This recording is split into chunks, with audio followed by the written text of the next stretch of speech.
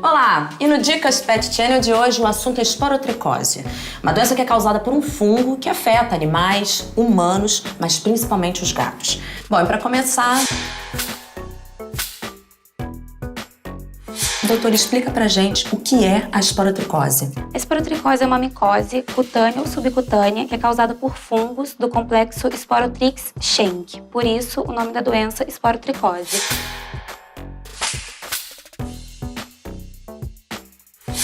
E ela é causada por fungos que estão presentes em solo, troncos de árvores, madeiras e principalmente nesses terrenos que têm matéria orgânica em decomposição. E antigamente ela era conhecida como a doença do jardineiro pelo fato das pessoas manusearem o solo contaminado. Hoje em dia, a principal forma de transmissão é através dos felinos, principalmente por causa dos hábitos dele, de afiar as garras nas árvores, de enterrar as fezes na areia. O fungo ele acaba se alojando na unha e quando o animal briga com o outro ou arranha o próprio dono em uma brincadeira, ele pode transmitir a doença sim.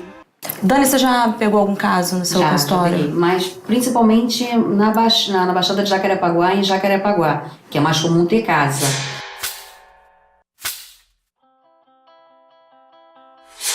Hoje em dia, na Barra de trabalho, é menos comum, porque os animais estão mais dentro de apartamento, usam pedrinhas para fazer xixi.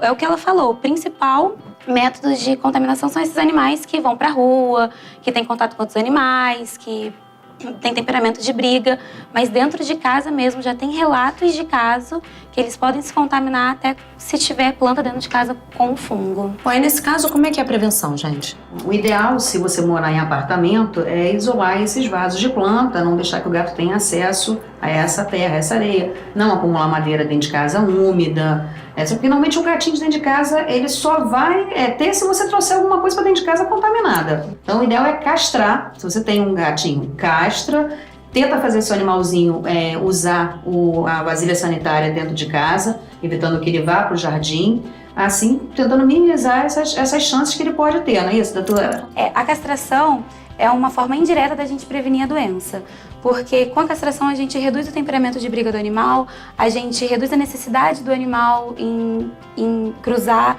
então a gente consegue manter esse animal dentro de casa, evitando que ele brigue com outros animais, transmita a doença caso ele seja portador do fungo, ou que ele até se contamine com a doença. E além disso a gente evita um monte de outras doenças do animal ir à rua, atropelamento, envenenamento. Bom, para quem não conhece a doença, como é que o proprietário pode identificar a doença no gato? Então, as manifestações clínicas geralmente espirros, deformidade do plano nasal, secreção nas narinas, mas principalmente lesões ulceradas que não cicatrizam. Às vezes o proprietário chega na clínica falando: eu já tratei, levei no veterinário, tratou com antibiótico, com anti-inflamatório, com pomada e não cicatriza. Realmente não cicatriza se não for tratado da maneira certa. Em casos mais severos, tanto em pacientes quanto em humanos que são imunossuprimidos, a doença ela pode até ser sistêmica. Isso pode até levar o indivíduo à morte. O gatinho pegou a doença. Como é que faz? Como é que o proprietário tem que conduzir a situação? Primeira coisa, quando o proprietário perceber feridas no gato que não estão cicatrizando, o animal vai frequentemente à rua, ele tem temperamento de briga, a primeira coisa é levar no veterinário.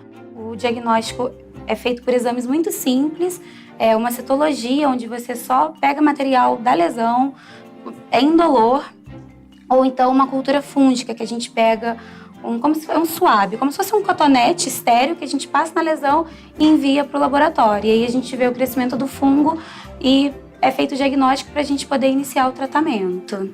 Essas receitas caseiras, nada disso vai adiantar, tem que tratar direito. Só um profissional, um médico veterinário, vai poder realmente dizer o que está se passando com o animal, não é isso?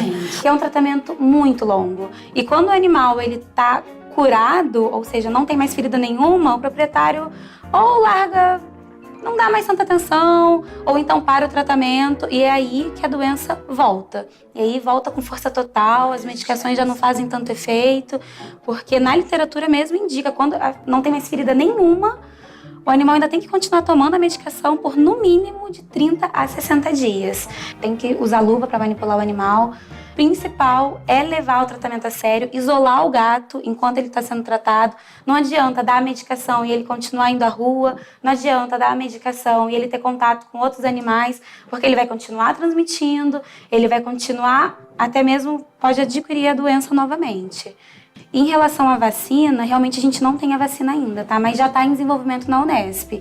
Eles estão em estudos já pré-clínicos, então em breve a gente vai poder vacinar os gatos para a prevenção da esporotricose. Às vezes os proprietários não têm muita paciência, ou então acham que não vai dar conta e acabam ou abandonando o bichinho ou até sacrificando. Isso é uma questão assim que não é nem um pouco aceitável, né, gente? Tem tratamento e eles respondem bem. Não, eles respondem bem ao tratamento. Tem várias drogas hoje que a gente pode lançar mão para tentar e a gente vê uma resposta muito boa. A Fiocruz, ela fornece a medicação e faz o atendimento desses animais, o diagnóstico, gratuitamente.